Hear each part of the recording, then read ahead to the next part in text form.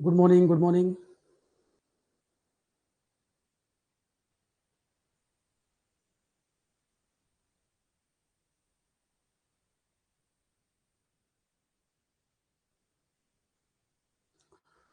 Good morning all of you. Audio video सभी को ठीक आ रहा है? एक बार कंफर्म कर दे, फिर हम स्टार्ट करें बात।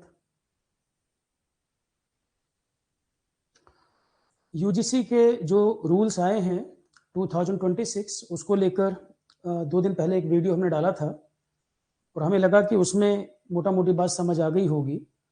अब उसमें जो रिस्पॉन्स आया, जो मैसेजेस आए, कुछ लोगों ने उसको बड़ा अप्रिशिएट किया, कुछ लोगों ने कहा सर ये मुद्दा बड़ा सेंसिटिव है, इसमें कुछ और पॉइंट्स, मतलब जिसके फेवर की बात होगी वो अप्रिशिएट करेगा, जिसको लगेगा कि किसी को नुकसान हो रहा है वो उसका विरोध करेगा। तो मुझे लगा, और ओवरऑल सोशल मीडिया या यूट्यूब वगैरह पे भी इतने सारे वीडियोस फ्लोट कर रहे हैं इसको लेकर, कई जगह जानकारी गलत है, कई जगह पार्शियली गलत है, कई जगह बहुत ठीक है।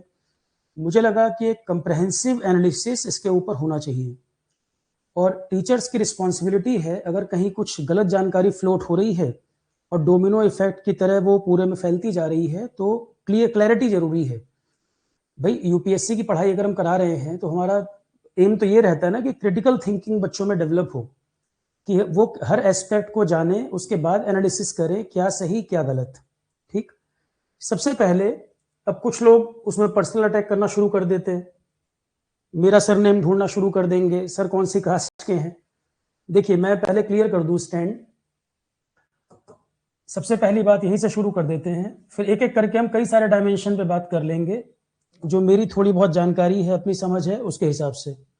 एग्री डिसएग्री करना आपका अलग पॉइंट है, पर चीजों को जान लें। मुझे लगता है कि इन बातों को जानना जरूरी है अगर आप एनालिसिस कर रहे हैं, तो उसी को ध्यान में रख के हमने ये वीडियो प्लान किया, और बहुत जरूरी मुद्दा भी है। देखिए, यूजीसी के जो रूल्स हैं ये पहले भी थे, अभी भी हैं। पहले भी रूल थे, ऐसा नहीं कि रूल पहली बार आ रहा है। यूजीसी के रूल्स पहले भी थे, बहुत बेसिक लेवल से हम 1 बाय 1 करके समझते हैं इसको। यूजीसी के नियम पहले भी थे, अभी भी हैं। कुछ घटनाएं घटी जहां दलित सुसाइड के केसेस आए, जैसे मैंने प्रीवियस वीडियो जो यूट्यूब पे डाला भी था, बताया था। रोहित वेमुला का केस था, रोहित वेमुला का केस हुआ, पायल तावड़ी वाला केस था, एक दर्शन सोलंकी का केस था, बताया था मैंने, रोहित वेमुला हैदराबाद यूनिवर्सिटी वाला केस, फिर मेडिकल स्टूडेंट पायल, दर्शन सोलंकी, ये सब केसेस हुए थे सुप्रीम कोर्ट में, जो मामले चल भी रहे हैं। सुप्रीम कोर्ट ने कहा कि ये सब जो इशू हुए, इसका मतलब दलित उत्पीड़न जो है, डिस्क्रिमिनेशन तो इंडिया में है, उसको तो कोई मना नहीं कर सकता, और डिस्क्रिमिनेशन भारत में लंबे समय से है, इतना बड़ा मुद्दा है कि इसके लिए संविधान में आर्टिकल 17 डाला भी गया था फंडामेंटल राइट में। एबोलिशन ऑफ अनटचेबिलिटी, छुआछूत जैसी चीज देश में नहीं होनी चाहिए। गांधी जी ने बड़ा लंबा संघर्ष किया इस पर खत्म तो नहीं हुआ, अंग्रेजों के समय भी था, उसके बाद भी रहा। तो आर्टिकल 17 अनटचेबिलिटी नहीं हो, इसके लिए अलग से एक आर्टिकल ही डालना पड़ा फंडामेंटल राइट में। बड़ा मुद्दा है, कोई डिनाई नहीं कर सकता। तो यूजीसी के नियम 2012 के जो नियम थे, सुप्रीम कोर्ट ने कहा कि भाई ये जो नियम है, कॉलेजेस वगैरह के जो नियम है यूनिवर्सिटीज वगैरह के लिए, उनको आप ठीक करिए, कि उनमें अगर कुछ कमियां हैं उनको आप बेटर करके रूल्स को रिवाइज करिए, मॉडिफाई करिए। तो फिर नए नियम आ गए 2026 वाले, 2026 के नियम आए। पार्लियामेंट्री कमेटी बनाई गई थी, पार्लियामेंट्री कमेटी बनाई गई थी जिसमें कई पार्टी के मेंबर्स शामिल थे, बीजेपी के भी मेंबर थे, जैसे कि रविशंकर प्रसाद, लॉ के बड़े अच्छे जानकार व्यक्ति हैं, अच्छी जानकारी लॉ के बारे में रखते हैं रविशंकर प्रसाद। उसके अलावा बांसुरी स्वराज, संबित पात्रा, कई लोग इसमें पार्लियामेंट्री कमेटी में थे, रूलिंग पार्टी, अपोजिशन, कई लोग थे इसमें। अब जो डिसीजन आया जिस पर हो हल्ला मच रहा है, हम बात करेंगे, तो 2026 का रिवाइज रूल यूजीसी ने लागू किया, ये अप्लाई कर दिए। तो जो रिवाइज रूल्स आए, अब उसको लेकर कंफ्यूजन शुरू हुआ, यहां से बात स्टार्ट हुई। सुप्रीम कोर्ट, अब देखो पॉइंट एक और भी है, सुप्रीम कोर्ट को लेकर गवर्नमेंट क्या कहेगी?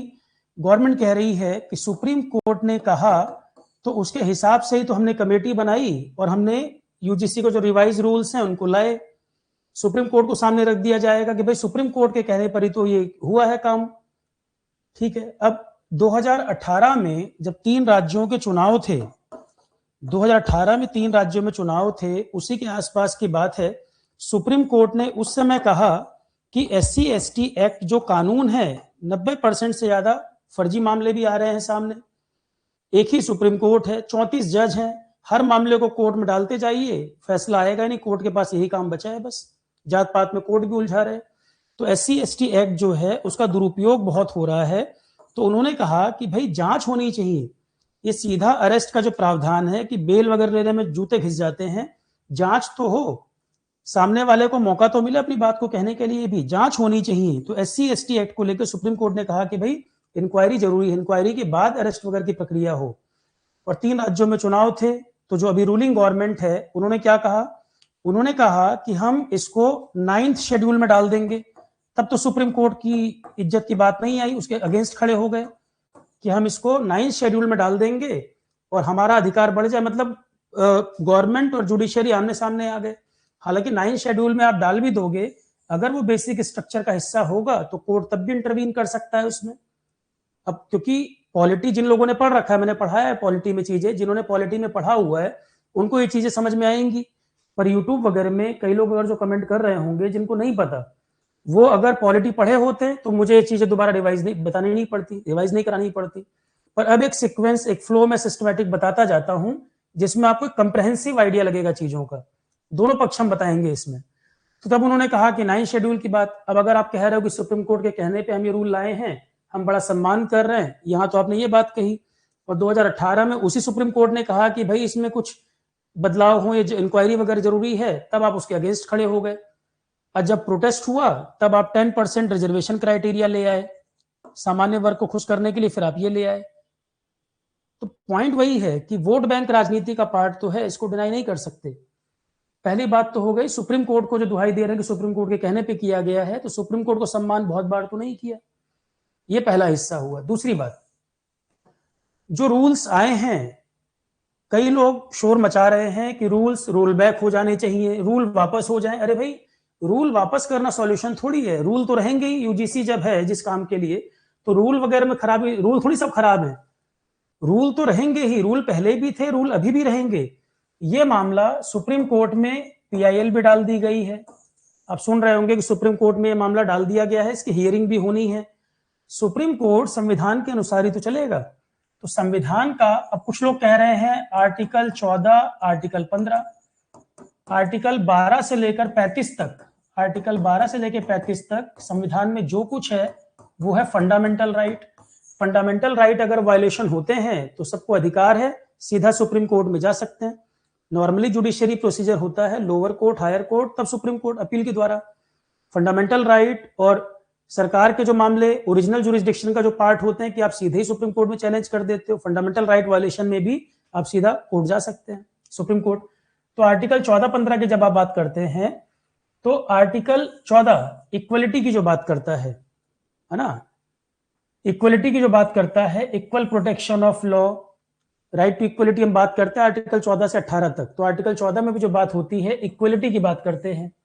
और आर्टिकल 15 भी क्या कहता है, आर्टिकल 15 भी कहता है कि डिस्क्रिमिनेशन नहीं होना चाहिए। पर जब आप आर्टिकल 15 में 3 और 4 पढ़ेंगे तो लिखता है कि महिलाओं और बच्चों के लिए कुछ स्पेशल प्रावधान बनाए जा सकते हैं। 4 में पढ़ेंगे, उसके बाद सोशली एजुकेशनली बैकवर्ड क्लास के लिए भी प्रावधान हो सकते हैं। तो आर्टिकल 14-15 जो न्यूज वगैरह में आप देख रहे हो कि डिस्क्रिमिनेशन हो गया, ये सवर्णों के साथ भी गलत हो रहा है, इस तरह से नहीं समझा जाता। यहां पर एक बात आती है पॉजिटिव डिस्क्रिमिनेशन।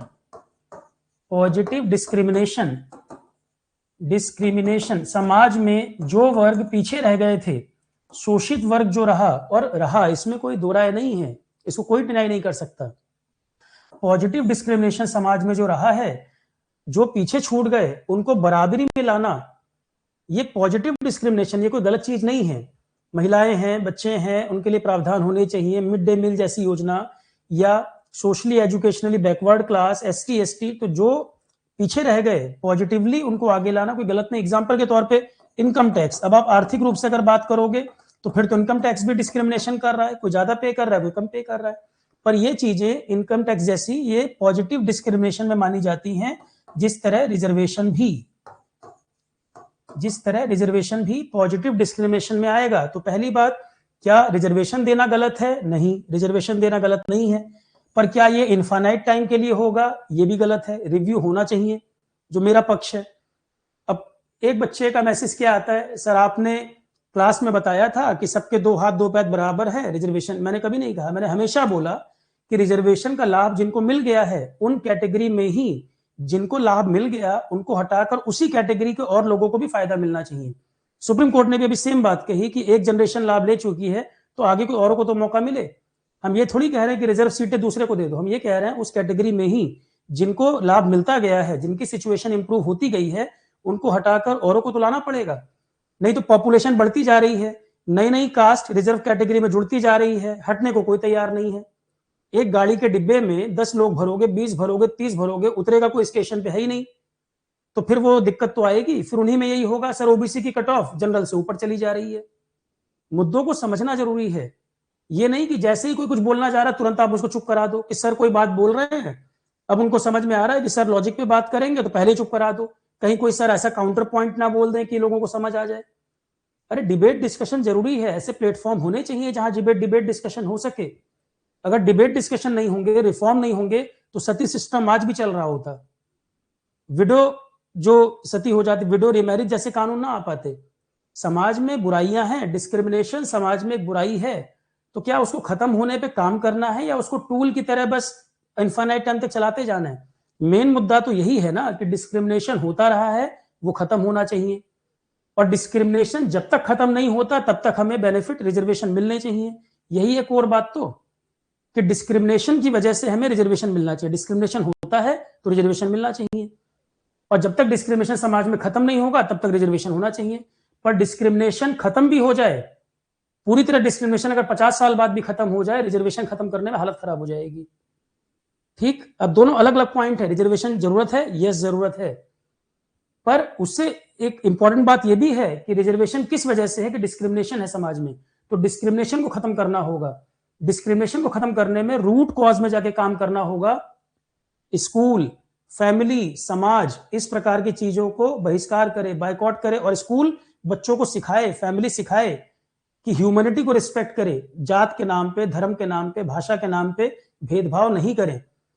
और अब इसमें भी 2 क्लास है। आज के जो 18-20 साल की उम्र के बच्चे देखोगे, इनमें इस तरह की चीजें कम देखने को मिलेंगी। जो 30-40 साल के ऊपर के लोग, 40 के ऊपर वाले होंगे, उनमें आज भी ये चीजें ज्यादा होंगी। क्योंकि ट्रांजिशन जब भी होता है समाज में भी, जब ट्रांजिशन होता है तो जो बाउंड्री पे लोग हैं, इस तरफ उस तरफ दोनों, अब वो दोनों थॉट दिमाग में लेके चल रहे हैं। आज के 20 साल बाद, 30 साल बाद इन चीजों में कमी ही आएगी। जिस तरह की सोसाइटी, समाज आगे बढ़ेगा, ऑब्वियस सी बात है कि ये चीजें कम होंगी, समय के साथ बढ़ेंगी नहीं। और एक बात, 2000, मैं अपने ही अनुभव अगर देखूं, 2010 तक भी अगर मैं कहूं, ये चीजें समाज में कुछ हद तक कम हो गई थी। ग्रामीण क्षेत्रों में फिर भी ज्यादा थी, शहरों में काफी हद तक इनमें कमी आ गई थी। धर्म की राजनीति या जात के नाम पे ये चीजें लगातार समय के साथ साथ 2010 तक आते थे काफी कम हो गई। पर वोट बैंक के चक्कर में इन घावों को फिर से उभार दिया और आज हम फिर से 40 साल पीछे पहुंच चुके हैं।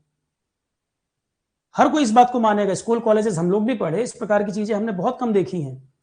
अब मैं शहर में ही रहा हूं, दिल्ली में ही पैदा हुआ पला बढ़ा, मैंने कम देखा।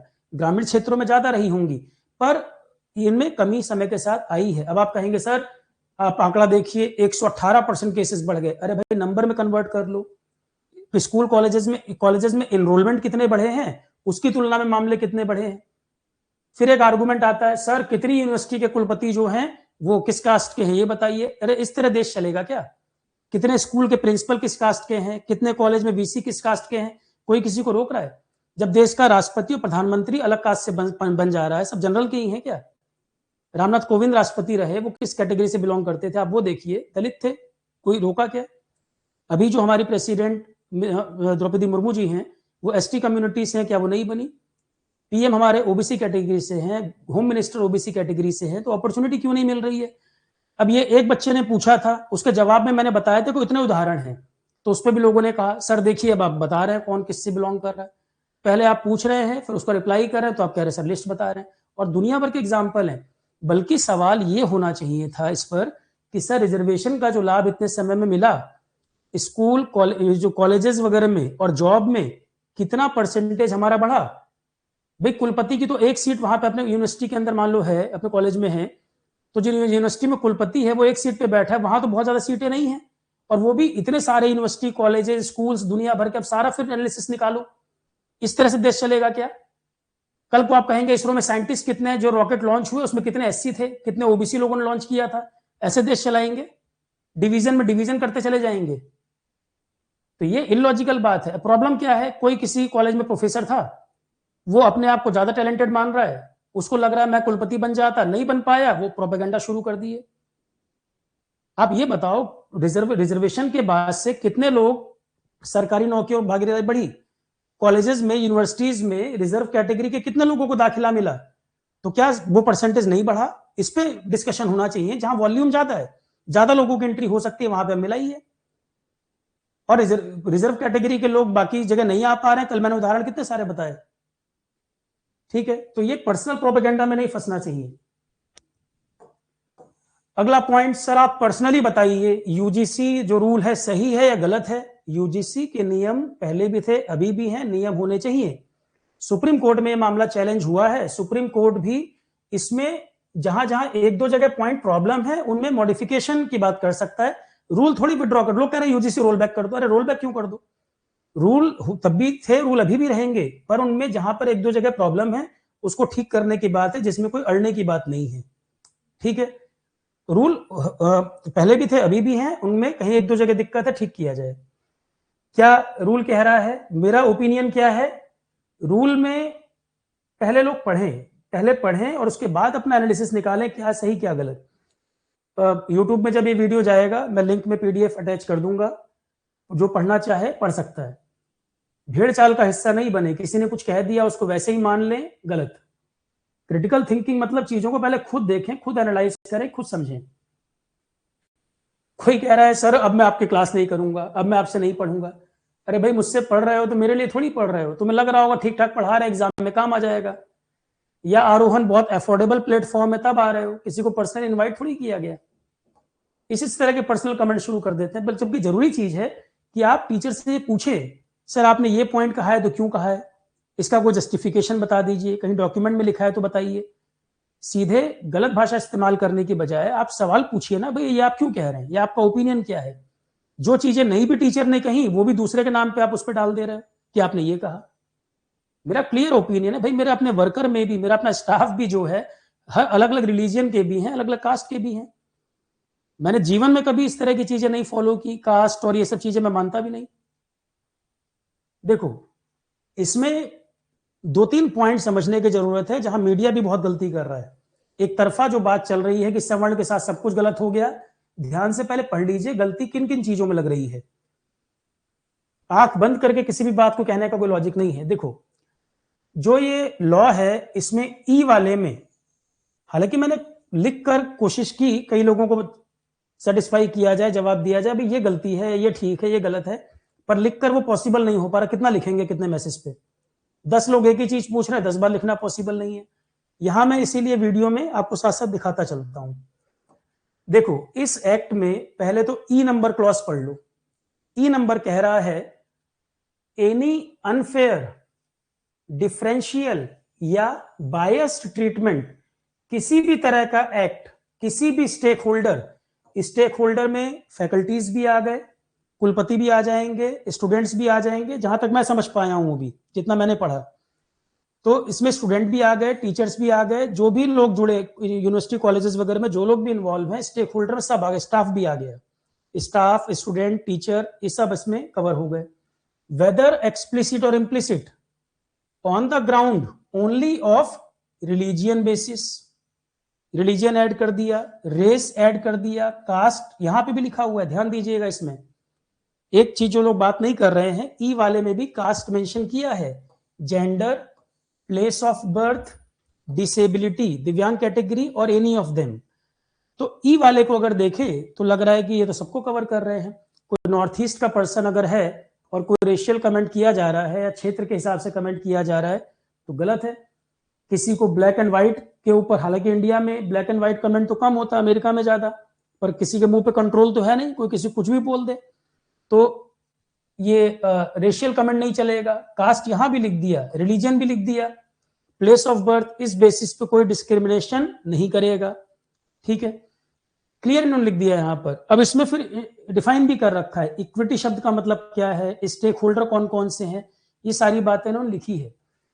दिक्कत कहां पर है, इसका जो सी वाला क्लॉज है, देखो सी वाले क्लॉज में क्या कह रहे हैं, ई और सी को आमने सामने रख के पढ़ोगे ना, तब आपको थोड़ी सी क्लैरिटी होगी।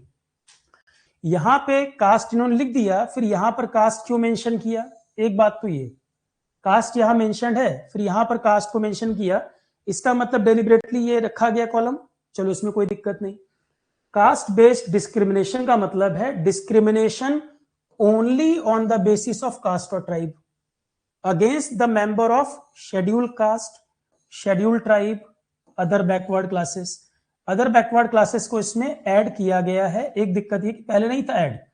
अब आप कहेंगे सर इसमें दिक्कत की क्या बात है, ओबीसी कैटेगरी में पहले से ही मामला चल रहा है कि ओबीसी में जो रिजर्वेशन है, अगर 27-2800 के लगभग कास्ट ओबीसी में है, लगभग 900 के लगभग जो कैटेगरी हैं वही मैक्सिमम बेनिफिट ओबीसी कैटेगरी के ले जाते हैं, पहले से ही चल रहा है ये तो। और एससी एसटी के अगेंस्ट जो मामले आए हैं, बहुत सारे मामले तो ओबीसी के ही आए हैं। तो फिर आपने एक तो इसमें ऐड किया, वोट बैंक पॉलिटिक्स इन्वॉल्व है, और जब कल को एग्जाम लीक की घटना होंगी, कंपटीशन में जब आगे दिक्कत आएगी, तो फिर जब इस तरह से कॉलेज लेवल पे डिवाइड कर देंगे, तो फिर कॉम्पिटिटिव एग्जाम में इकट्ठा यूनाइट होकर प्रोटेस्ट कैसे कर लोगे।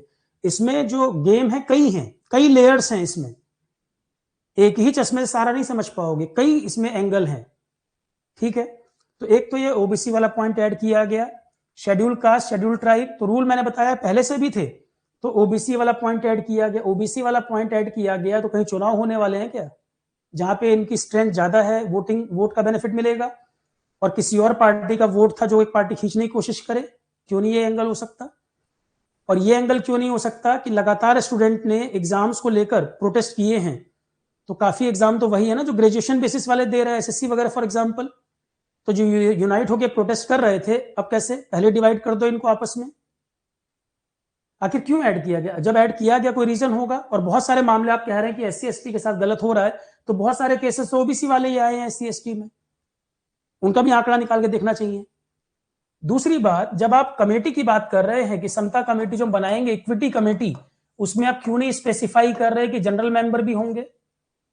इक्विटी कमेटी में आप क्यों नहीं स्पेसिफाई करेंगे कि जनरल कैटेगरी मेंबर भी होंगे। और एक बात कि इसमें आपने चलो ये ऐड कर दिया, अब अगर मान लो ये ऐड करने पर भी हम कह रहे हैं कि अब आपने केवल इसमें किसको हटा दिया भाई, एससी एसटी बैकवर्ड क्लास के अलावा हटाया, तो जनरल ही तो रह गए इसमें। और ओबीसी में भी आप मुझे ये बता दो, स्टेट की अलग परिभाषा है, सेंटर की लिस्ट अलग है, कैसे आप तय करोगे। और ओबीसी में भी कुछ कुछ कास्ट ऐसी हैं कि किसी की हिम्मत है उनके खिलाफ डिस्क्रिमिनेशन करेगा। मैं नहीं कहना चाहता एक नाम, पर ओबीसी में भी आप ढूंढिए, कुछ ऐसी ऐसी कास्ट हैं कि किसी की हिम्मत है उनके खिलाफ डिस्क्रिमिनेशन करेगा, कुछ कह सकता है।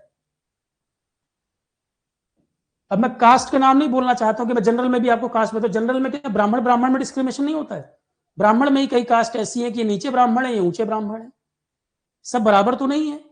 डिस्क्रिमिनेशन बहुत तरह का होता है, सवर्ण सवर्ण लड़ाई कर जाते हैं, सवर्ण दलित लड़ जाते हैं, दलित दलित आपस में लड़ जाते हैं। डिस्क्रिमिनेशन भारत में बहुत तरीके का है। तो हमें इन चीजों को खत्म करना है या इनको और बढ़ावा देना है आगे के लिए, कि सन 2100 जब आएगा तब भी हम जातिवाद कर रहे होंगे और चाइना अमेरिका हमसे कहीं आगे होंगे और गैप बढ़ता चला जाए। यहां 80 करोड़ जनता फ्री राशन खा रही है तो 100 करोड़ खाने लगेगी। हम ये इस चीज को प्रमोट करना चाहते हैं क्या? चाइना जैसे थ्रेट को किनारे करके हम इस पे लगे हैं डिवीजन पे, कि कॉलेज जो है वो पढ़ाई के बजाय अखाड़ा बन जाए इन चीजों का, लोग उलझे रहे इसी में। तो अब आप कहेंगे सर कास्ट यहां पे भी था, यहां तो कोई कैटेगरी की बात नहीं की गई, तो जब यहां पे था तो अलग से आपने कोई कॉलम बनाया, कुछ सोच के डाला होगा।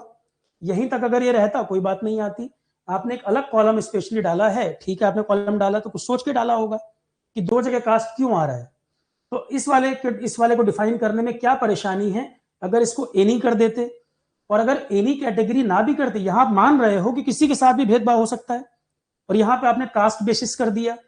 जो मैंने आपको 2-3 केसेस बताए, दलित आत्महत्या वाले केसेस बताए, तो आत्महत्या तो और कैटेगरी वाले भी करते हैं, उन कारणों में भी जाइए क्यों करते हैं, उस तरह के प्रावधान को भी डालना चाहिए।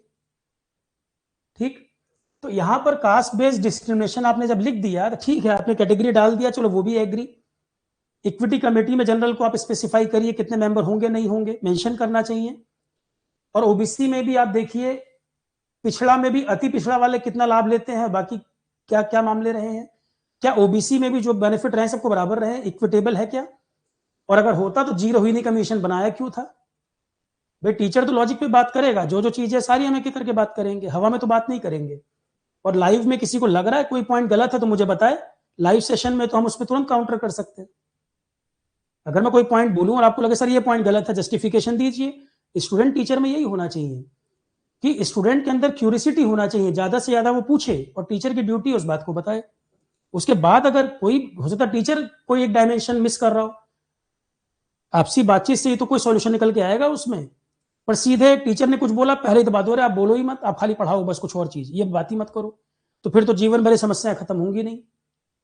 जब किसी को बोलने ही नहीं दोगे तो समस्याएं खत्म नहीं होंगी। सती सिस्टम बिना खत्म हुआ होता, विधवा पुनर्विवाह जैसी चीजें चलती रहती, पहले भी समाज में कुरीतियां रही हैं। अब देखो, एक पॉइंट हो गया सर ये ओबीसी वाला, चलो बात आ गई ये मान लिया, पर इसमें राइट टू डिफेंड लिखने में क्या परेशानी थी? अगर आपने जब 3 कैटेगरी को लिखा और एक कैटेगरी इसमें मिस हो गई, जनरल ही नहीं है ना, तो इसका राइट टू डिफेंड क्यों नहीं होना चाहिए? मैं ओजीसी रूल्स के विरोध में बिल्कुल नहीं हूं, पर अगर कोई गलत एलिगेशन किसी पर लगाता है और कल को यही चीज आगे उभर के सामने आ गई कि कमेटी इसी को क्लॉज को प्रायोरिटी दे रही है कि 3C के अंतर्गत हम गलत मान रहे हैं, इसको किनारे कर दिया, इसको प्रायोरिटी पे रख दिया कि कास्ट बेस्ड डिस्क्रिमिनेशन, कास्ट यहां भी लिखिए यहां भी लिखिए, पर हम इस क्लॉज को मान के चलेंगे। इस क्लॉज को मान के चलेंगे तो जनरल वाले पे जो एलिगेशन लगेगा, राइट टू डिफेंड उसको चाहिए कि नहीं चाहिए? तुम बताओ, क्या कोई भी इसको मना कर सकता है?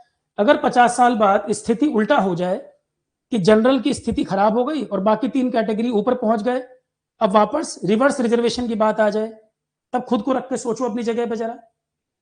तब आप खुद डिमांड करोगे ना हमें राइट टू डिफेंड होना चाहिए। केवल एक चश्मे से अपना ही सेल्फिश होकर फायदा सोचना ठीक नहीं है। टीचर तो न्यूट्रल होकर सबकी बात करेगा। 50 साल बाद स्थिति उल्टा हो जाए और जनरल की स्थिति बहुत खराब हो गई, जो पहले मान लो ओबीसी की रही, तो फिर तो जनरल कैटेगरी में जो व्यक्ति है उसको जब रिजर्वेशन की बात अगर भविष्य में 50 साल 100 साल बाद आई तो राइट टू डिफेंड अगर मान लो वहां पर नहीं, दूसरी कैटेगरी को नहीं मिलेगा तो वो शोर मचाएंगे। राइट टू डिफेंड को कौन मना कर सकता है? अगर कोई जेन्युइन कंप्लेंट है उसको डालो जेल में, कौन मना कर रहा है भाई, पनिश करो। पर अगर कोई गलत कंप्लेंट कर रहा है तो भी तो सामने वाले को राइट टू डिफेंड होना चाहिए। विष्णु शंकर तिवारी, अभी एक मामला सामने आया कि SC/ST कानून का इतना गलत इस्तेमाल हुआ कि 20 साल के लिए वो व्यक्ति जेल में रहा। 20 साल के लिए उस व्यक्ति को जेल में डाल दिया, उसके 2 भाई खत्म हो गए, मकान पूरा खंडहर हो गया, जीवन बर्बाद हो गया, और 20 साल के बाद हाई कोर्ट कह रहा है कि ये तो इनोसेंट था। 20 साल के बाद कह रहा है कि ये तो इनोसेंट था, तो ये घटना तो किसी के साथ भी घट सकती थी। विष्णु शंकर तिवारी। अब कुछ लोग अगर जाति के चश्मे से देखेंगे, अरे सर ये तो जनरल कैटेगरी वाला है, हम इस पर दिमाग ज्यादा क्यों लगाएं, तो फिर डॉरी कानून ये तो सब पर चलते हैं, डॉरी एक्ट सब पर चलता है, डॉरी एक्ट का यूज से ज्यादा मिसयूज हो रहा है। सही मायने में जिसको न्याय मिलना चाहिए वो तो कहीं पीछे छूट जाता है, मिसयूज वाले पहले आगे आ जाते हैं। कोई मान लो जिसकी शादी हुई, उसका कोई ब्रदर इन लॉ देवर कोई है, दिल्ली में रह रहा है, वो भी आ गया, सास ससुर कहीं और रह रहे हैं, उनको भी लपेटे में ले लिया, रिश्तेदार है वो भी, बेल लेने में जूते घिस जाएंगे, बेल तक नहीं ले पाते हैं लोग। SC/ST कानून, मायावती जैसे गवर्नमेंट जब थी, इतना इसका मिसयूज हुआ इस कानून का कि लोग कोर्ट कचहरी थाने के चक्कर में पड़ते चले गए। सिस्टम हमारे यहाँ कितना ईमानदार है, पुलिस में, जुडिशरी में, सबको कहने की जरूरत नहीं है। तो कितना भाई करप्शन भी तो कितना है, सारे मामले में कितना न्याय किसको मिल जाएगा? इवन SC/ST OBC खुद को, उसको भी न्याय मिल पाता है क्या? पुलिस थाने के ऊपर पहुंचने में हालत खराब हो जाती है। करप्शन इतना है सिस्टम में, अब कितने मर्जी सरकार कानून ले आए, क्या पुलिस सिस्टम और जुडिशरी में करप्शन हम कम कर पाए? पहले उसको ठीक कर लो, न्याय की बात तो वहां पर आएगी। और सब लोगों को न्याय मिल पाया है क्या? अभी कुछ दिन पहले की बात है, रेलवे का ही जो रिजल्ट आया, उसकी फैमिली का झगड़ा हुआ गांव में, और ये मामले मेरे पास कई बार आए दिन बच्चे बताते रहते हैं, सर मैं दिल्ली में रह के पढ़ रहा हूँ, झगड़ा हुआ गांव में, मेरा नाम डाल दिया कंप्लेंट में, FIR में।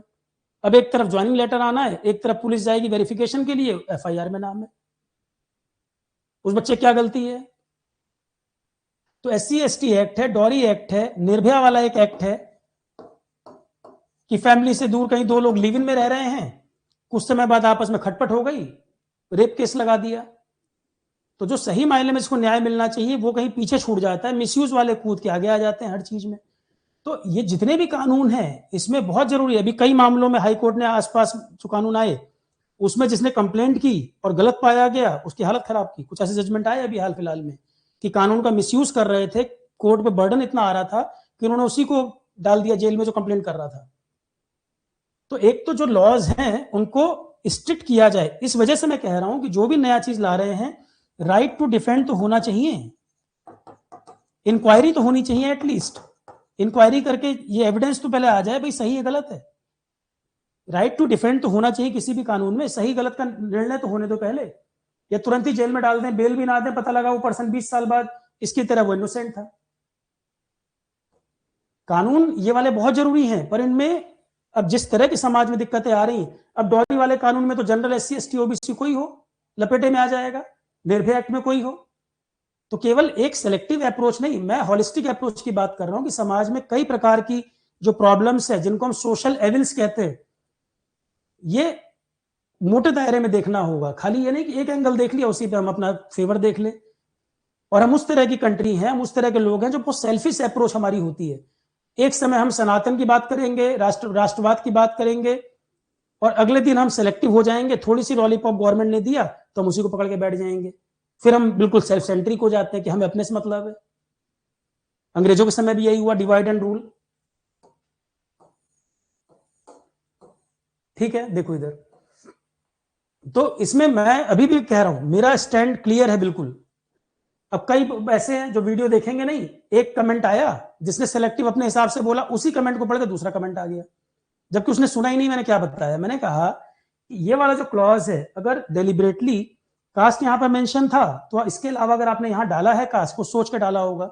रविशंकर प्रसाद जैसे एमिनेंट लॉयर कमेटी का हिस्सा हैं, तो उनकी नाक के नीचे ऐसे कोई बात निकल जा रही है, मैं एग्री करने को तैयार नहीं हूं। ठीक है, बिल्कुल देखा गया होगा, पढ़ा गया होगा, या सिर्फ चाय पकौड़ी खाने के लिए कमेटी बनी थी। तो जो कास्ट बेस्ड डिस्क्रिमिनेशन आपने लिखा और जब 3 समुदाय को यहां लिख दिया है, तो आपने जनरल को ही छोड़ा। जनरल को छोड़ भी दिया तो जनरल को राइट टू डिफेंड यहां पर आपको मेंशन करना चाहिए। दूसरी बात, इक्विटी कमीशन जो है उसमें जनरल कैटेगरी का रिप्रेजेंटेशन भी होगा कि नहीं होगा, उसमें लिखिए भाई, बताइए कि अगर किसी कोई गलत तरीके से किसी को फंसा रहा है तो उस पर भी तो कार्रवाई करो, ताकि गलत मामले सामने ना आए। फिर कह रहे 15 ही दिन में बिल्कुल रिपोर्ट बना के पुलिस को जमा करे सौंप दें। तो राइट टू डिफेंड होना चाहिए, इसके लिए कोई मना नहीं करेगा। कल को जब मान लो रिजर्वेशन कैटेगरी वाले ही लोग जब अलग अलग कानूनों में फंस जाते हैं, तो वो भी तो कहते हैं कि राइट टू डिफेंड हमें भी मिलना चाहिए। तो वहां अपने अधिकारों की बात याद आती है, और यहां अगर किसी के साथ गलत हो जाए तो वहां हम अधिकार की बात ना करें। ये इसलिए नहीं है कि मैं ब्राह्मण हूं, कि मैं किस कास्ट से हूं, मैं किसी और कास्ट में भी होता तो भी मैं यही बात करता। मैं नहीं मानता इन चीजों को बिल्कुल भी, ना मैं अपने स्टाफ वर्कर रखने में, ना किसी चीजों में।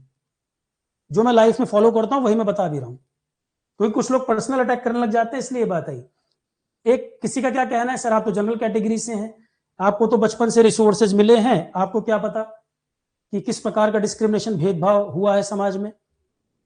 मुझे लिटरली बोलना पड़ गया कि मैं 10th क्लास से, जब मैं 10th में था, 10th से ट्यूशन पढ़ाया करता था, कोशिश करता था अपना खर्चा भी निकालें। मेरे फादर गवर्नमेंट हॉस्पिटल में जॉब में रहे, पर बड़ी फैमिली थी, एक सैलरी से पूरे परिवार को चलाना आसान काम नहीं था। मैं 7-8 किलोमीटर पैदल जाकर भी ट्यूशन पढ़ा के कोशिश करता था खर्चा निकले। कोई सिल्वर स्पून के साथ पैदा नहीं हुए भाई। तो आज जनरल में हर कोई अमीर है, ये भी लॉजिक गलत है। जनरलाइज ना कर दिया जाए किसी बात को। और मैं यहाँ कोई पर्सनल डिस्कशन करना भी नहीं चाहता कि मैं कोई सिंपैथी वाला एंगल बनाऊं। भाई भारत आजाद हुआ, सबके साथ प्रॉब्लम रही है, 80 करोड़ जनता आज भी फ्री राशन पर टिकी हुई है, तो अमीर गरीब वाली तो बात ही छोड़ दो। देश की 90% से ज्यादा संपत्ति 10% लोगों के पास होगी, बाकी पूरा देश जो है वो 10% में जी रहा है। संघर्ष सबके साथ है, प्रॉब्लम सबके साथ है। जनरल कैटेगरी में बहुत लोग हैं, प्लम्बिंग का काम कर रहे हैं, गार्ड का काम कर रहे हैं, पीओपी काम कर रहे हैं, 50 उदाहरण है, पर देख के आंख बंद कर लोगे नहीं नजर आएगा। तो राइट टू डिफेंड होना चाहिए, मैंने ये कहा। तो फिर मैं इसको कंक्लूड कर दूं यहां तक की बात को, रूल होने चाहिए, रूल ठीक बने हुए, मैं ये भी कह रहा हूं रूल में कमियां को ज्यादा नहीं, आगे आप पढ़ेंगे अच्छी तरह से ड्राफ्ट किया गया है, पर यही 2-3 पॉइंट जो इसमें दिखे कि जब कास्ट यहां लिखा तो यहां पे भी मेंशन किया, और जब यहां पे मेंशन किया 3 कम्युनिटी लिखा तो एक को हटाया, तो उस एक के साथ भी डिस्क्रिमिनेशन हुआ कि उसको राइट टू डिफेंड भी नहीं दे रहे हो आप यहां पर। फिर कहेंगे डिस्क्रिमिनेशन तो हजारों साल तक हुआ। अरे भाई, जो बच्चा पढ़ने अभी जाएगा, जिसे जानकारी भी नहीं है इन चीजों के बारे में, पनिशमेंट उसको मिल रही है, किया किसी ने, भरेगा कोई और। जैसे आपको उस मर्डर की सजा मिले जो आपकी दो पीढ़ी पहले किसी ने किया हो। ठीक है, तो मेरा पॉइंट इसमें क्लियर है। यूजीसी रूल्स ठीक है, उनमें जो 2-3 कमियां हैं इनको ठीक किया जा सकता है। सुप्रीम कोर्ट में चैलेंज हुआ, तो सुप्रीम कोर्ट में जब ये डाला जा रहा है तो सुप्रीम कोर्ट आर्टिकल 14, 15 ये सारी बातें वहां पर निकल के आएंगी। आर्टिकल 14 जो राइट टू इक्वलिटी की बात करता है, देखो राइट टू इक्वलिटी 14 से 18 तक है। 14 में इक्वलिटी बिफोर लॉ और इक्वल प्रोटेक्शन ऑफ लॉ, उसमें भी पॉजिटिव डिस्क्रिमिनेशन 14-15 आर्टिकल जो है पॉजिटिव डिस्क्रिमिनेशन के तहत किसी को आगे लाया जा सकता है, उसमें प्रॉब्लम नहीं है। आर्टिकल 15 में आपको दिखाऊं, देखो आर्टिकल 15 क्या कहता है, जो आजकल बहुत चर्चा में है। ये देखो आर्टिकल 15 क्या कह रहा है। स्टेट का मतलब यहां पर यूपी बिहार नहीं, गवर्नमेंट की बात हो रही है। स्टेट यहां पर गवर्नमेंट को हम बोल रहे हैं। The state shall not discriminate against any citizen on grounds only of religion, race, sex, caste, place of birth. तो सरकार जो है इसके ऊपर किसी प्रकार का भेदभाव नहीं हो सकता। सरकार इस प्रकार का भेदभाव कहीं ना करने नहीं होने दे। No citizen shall on ground only of this be subject to disability liability. अब इसमें जब नीचे पढ़ोगे ना, ये लिखा है nothing in this article shall prevent the state from making any special provision for women and children. Positive discrimination में आएगा कि वुमेन और चिल्ड्रन के लिए कानून बना सकते हैं, उसको डिस्क्रिमिनेशन नहीं माना जाएगा। सोशली एजुकेशनली बैकवर्ड क्लास के लिए कानून बनाए जाए, उसके लिए भी ये डिस्क्रिमिनेशन नहीं माना जाएगा। तो ये सब इसमें लिखा हुआ है। तो सुप्रीम कोर्ट में 14-15 जो आर्टिकल के बेसिस बात न्यूज में हो रही है, तो डिस्क्रिमिनेशन पॉजिटिव सेंस में अगर है उसमें दिक्कत नहीं है, पर अपने फंडामेंटल राइट के तहत जनरल कैटेगरी भी क्या कहेगी, राइट टू डिफेंड हमें मिलना चाहिए। तो एक बात हो गई, यूजीसी रोलबैक की जो बात है वो ठीक नहीं है, उसमें अमेंडमेंट जो कमियां हैं उनको ठीक किया जाना चाहिए, ये बात हुई। दूसरा देखो, रिजर्वेशन का जो बेसिस है उसको भी हमें समझने की जरूरत है। थोड़ा सा मैं समरी बता दूं आपको, इससे क्लैरिटी और बढ़ जाएगी। 1953 में एक कमेटी बनी थी, काका कलेलकर कमेटी। 2 लाइन सुन लो, बता देता हूं मैं इसमें। काका कलेलकर कमेटी ये पहली कमेटी थी जो सोशली एजुकेशनली बैकवर्ड क्लास इनको आइडेंटिफाई किया जाए। सोशली एजुकेशनली 2 क्राइटेरिया हैं, सोशल एजुकेशन, बैकवर्डनेस भी कैसी, सामाजिक और शैक्षणिक रूप से जो पिछड़े हुए हैं, सोशली एजुकेशनली बैकवर्ड क्लास। तो पहला कमीशन था, ये पहला आयोग था काका काल की कमेटी, जो सोशली एजुकेशनली बैकवर्ड क्लास को आइडेंटिफाई किया जाए। इस कमेटी ने बताया कि लगभग 2399 बैकवर्ड क्लासेस हैं, 2399 बैकवर्ड क्लासेस हैं, और जिसमें से 837 मोस्ट बैकवर्ड है, पिछड़े में भी अति पिछड़े हैं, पिछड़े में भी अति पिछड़े हैं, इस कमेटी ने ये कहा। पर क्योंकि उस समय सेंट्रल गवर्नमेंट इस चीज को मेंटेन कर रही थी कि हमें कास्टलेस सोसाइटी फॉर्म करनी है, हमें बनानी है कास्टलेस सोसाइटी, हमें ये फॉर्म करना है, तो इसको रिजेक्ट कर दिया गया। उस समय इसको नहीं माना गया। क्लियर है? उस समय इसको नहीं माना गया कि 2399 बैकवर्ड क्लासेस हैं टोटल और 837 मोस्ट बैकवर्ड हैं। तो परसेंटेज, जितनी परसेंटेज देश में है उसके हिसाब से रिजर्वेशन वगैरह की बात थी, पर वो कमेटी की रिपोर्ट को रिजेक्ट कर दिया गया कि सेंटर का ये स्टैंड था कि हमें एक कास्टलेस सोसाइटी फॉर्म करनी है, इन चीजों से ऊपर उठना है। फिर इसके काफी टाइम बाद 1979 में बनी थी, 1979 में बना मंडल आयोग, मंडल कमीशन। ये आजकल चर्चा में बहुत सुन रहे हैं, एग्जाम के क्वेश्चन भी बन सकते हैं। मंडल कमीशन ये second socially educationally backward class, second socially educationally backward class commission था, आयोग था। तो सोशली एजुकेशनली बैकवर्ड क्लास को आइडेंटिफाई किया जाए, सरकार ने कहा भाई फिर से प्रयास करें। डेवलपमेंट में जो है विषमता है, मतलब अनइक्वलिटी है, अनइवन है जो डेवलपमेंट है। तो सोशली एजुकेशनली बैकवर्ड क्लास फिर आयोग बना, मंडल कमीशन। मंडल कमीशन ने जो रिपोर्ट दी उसमें इन्होंने ये कहा कि लगभग ओबीसी पॉपुलेशन देश में 52% है, लगभग ओबीसी पॉपुलेशन देश में 52% है। तो सरकार ने कहा कि इस परसेंटेज में तो रिजर्वेशन नहीं दे सकते, तो जो माना गया था वो 27% रिजर्वेशन माना गया था ओबीसी के लिए। मान तुरंत नहीं लिया गया था, ये रिकमेंडेशन था रिपोर्ट में। फिर सुनिए, 52% के लगभग आबादी है ओबीसी और 27% रिजर्वेशन तक की बात वहां पर हुई, पर ये तुरंत लागू नहीं हो गया था। इस रिपोर्ट को जाके माना गया जब वीपी सिंह सरकार आई 1990 में, तब जाकर ये इंप्लीमेंट हुआ। फिर बड़ा विरोध हुआ देश में, मंडल कमंडल की राजनीति शुरू हो गई। तो वीपी सिंह गवर्नमेंट जब थी 1990, मंडल आयोग की जो रिपोर्ट आई थी उस गवर्नमेंट ने इसको फिर लागू किया, 1990 की बात है। तो मंडल कमीशन तो 1979 में फॉर्म हुआ था, second socially educationally backward class commission, जिन्होंने कहा भारत की जनसंख्या में 52% ओबीसी समुदाय है, 27% लगभग रिजर्वेशन मिलना चाहिए। तो वीपी सिंह गवर्नमेंट जब 1990 में उन्होंने लागू किया, बड़ा विरोध हुआ देश में। जो आप सुन रहे हैं कि मंडल कमंडल राजनीति जब थी, बहुत विरोध हुआ था, पूरे देश में हल्ला मच गया। फिर इसके बाद क्या हुआ, सुप्रीम कोर्ट में मामला गया। सुप्रीम कोर्ट में मामला गया 1992 में जो फैसला आया, ये उस समय था इंदिरा साहनी केस, इंदिरा साहनी केस। क्योंकि यूजीसी रूल जो आया है, रिजर्वेशन को समझाए बिना पूरी कहानी को समझा नहीं पाएंगे, इसलिए बताना जरूरी है कुछ मामले। 1992 में सुप्रीम कोर्ट ने क्या कहा, सुप्रीम कोर्ट ने कह दिया कि भाई 27% रिजर्वेशन ओबीसी का माना जाएगा, 22.5% SC ST पहले से है, 22.5% SC ST रिजर्वेशन पहले से है। अपर लिमिट सुप्रीम कोर्ट ने कह दिया 50% के ऊपर टोटल रिजर्वेशन नहीं होगा, अपर लिमिट ये तय कर दी। अब आप तुरंत कहेंगे सर EWS कहाँ गया, तो अमित शाह का स्टेटमेंट आप पढ़िएगा, उन्होंने क्या कहा था उस समय, गृह मंत्री जो आज, कि जो हमने दिया है EWS रिजर्वेशन वो दायरे के अंदर रख के दिया। उन्होंने कुछ फार्मूला बताया कि दायरे के अंदर हम वायलेट नहीं कर रहे हैं। 27% ओबीसी, 22.5% SC ST पहले से था, ये पहले से मिला हुआ है। 27% ओबीसी, इंदिरा साहनी केस में यही हुआ कि ओबीसी रिजर्वेशन जो है, सुप्रीम कोर्ट ने फैसला दिया कि ओबीसी रिजर्वेशन 27% मान्य है और 22.5% SC ST रिजर्वेशन पहले से है। टोटल 49.5% रिजर्वेशन हो गया, 50% के ऊपर रिजर्वेशन नहीं जाना चाहिए। पर सुप्रीम कोर्ट ने यहां पर ऐड कर दिया क्रीमी लेयर, ओबीसी में भी जो लोग क्रीमी लेयर में हैं वो इस दायरे में नहीं आएंगे, ओबीसी में भी जो लोग क्रीमी लेयर में फॉल कर रहे हैं वो इस दायरे में नहीं आएंगे, जिनको लाभ नहीं मिला वो इसमें आने चाहिए।